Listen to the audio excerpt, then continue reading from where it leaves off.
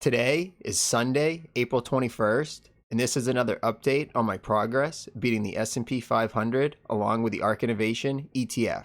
I do make these videos every Sunday and Tuesday, so if you want to follow along, hit that subscribe button and let's get into it. These are the position changes that I've made since last Wednesday. At the close on Friday, I went ahead and sold half of all my positions.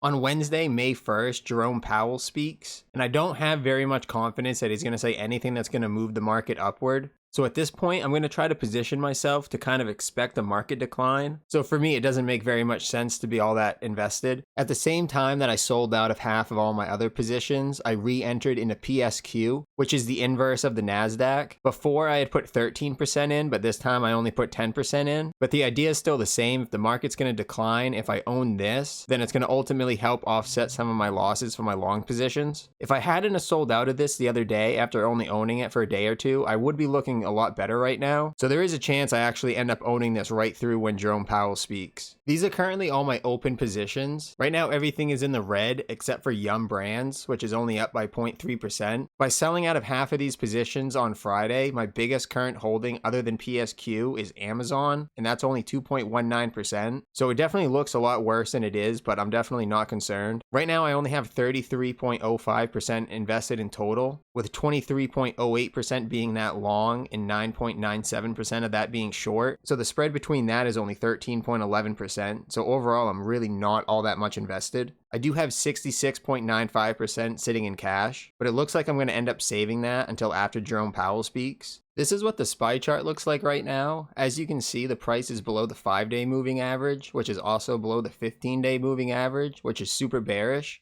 As you can see, we pretty comfortably broke through this resistance level, which is why I sold half of my open positions. It looks like we're ultimately on the path to hit this resistance level down here, which over the next couple of weeks would just be below a 5% drop. And with Jerome Powell speaking in a week and a half, it's really tough to say, but it's looking like it is a possibility. I'm still invested a little bit just in case it does reverse, but I don't really see any resistance levels between here and this lower one. So I just think overall it's going to be hard for the market to rebound without some sort of big catalyst. And pretty much what everyone thought Powell was going to say had already been baked into the market. Now that it's looking like he's not going to say what everyone already thought, which is why we're seeing the decline, I guess there is a chance over the next couple of days that it could start this upward trend again. I just think with everything that's going on, that's going to be near impossible. Since Wednesday, my portfolio dropped 0.94%. The S&P 500 went down 1.66%.